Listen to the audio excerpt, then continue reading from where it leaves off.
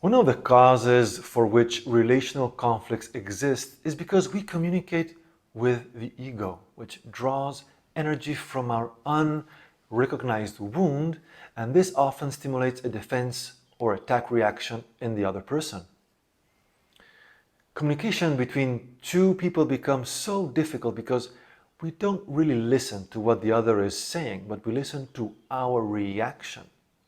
We often interrupt others before they finish talking because the desire to be right is stronger than the desire to truly understand what is going on in the relationship. Very common, right? So, knowing how to communicate with the heart is the means to build bridges in communication instead of separation and conflict. Let's see how.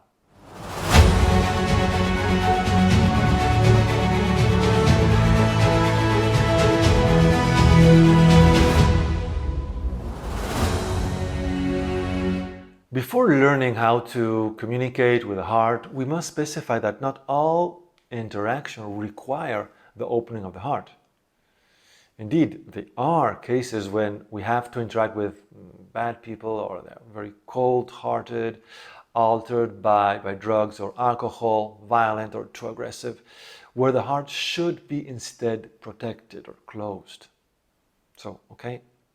Now, to put our heart more into communication, we need to bring our awareness to the heart area and listen, receive.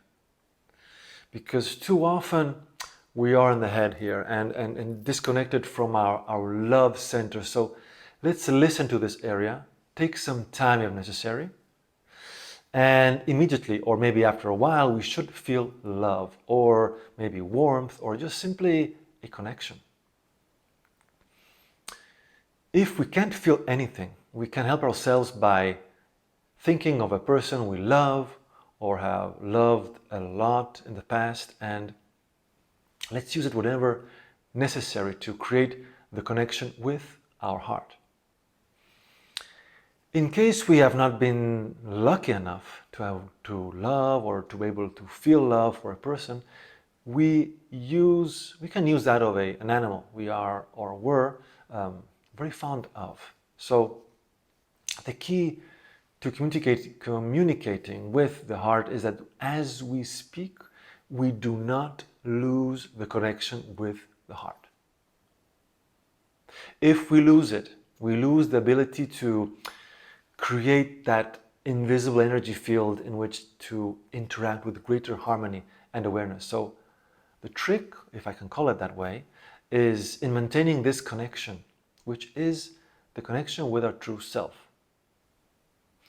Not very easy to do, I can understand, but in theory, it's easier to do than to talk about it. That's my experience. Although this connection is very small, this access to the divine within us makes it easier for us to choose the most suitable words to avoid hurting others and to get our message deeper.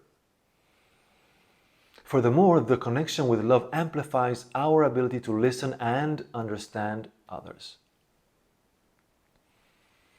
The hardest part is when the person touches our wounds.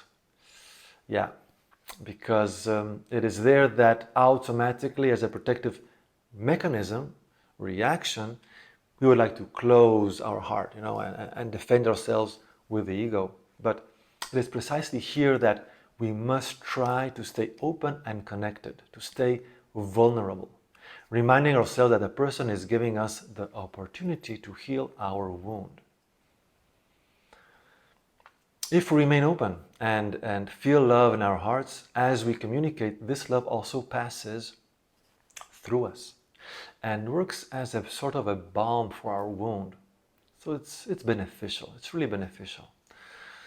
And when we interact like this, I repeat, in suitable situations and not in destructive ones, the other person's defenses are often lowered, and our desire to be right or to make the person understand what he should understand, is reduced, and begins to emerge an energy of peace harmony, understanding, and acceptance.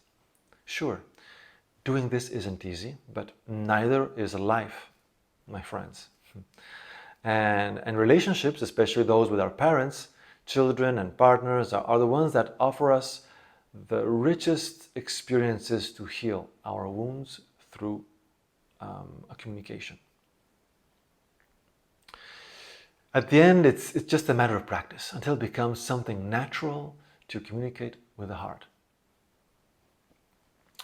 So, besides this, I know of a meditation that I recommend to increase strength and connection with the heart. And this is the so-called sunrise meditation.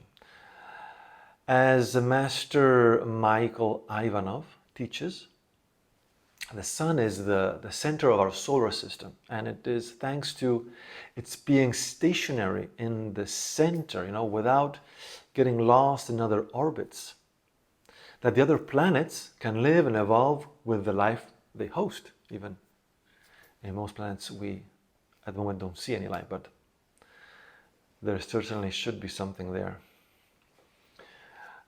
So the sun represents the heart, which must always remain in the center, while the planets are our other parts, the mind, the inner child, the body, and so on. So these can now develop health and happiness because the heart remains in the center, and they orbit around the heart by feeding on its light and its love.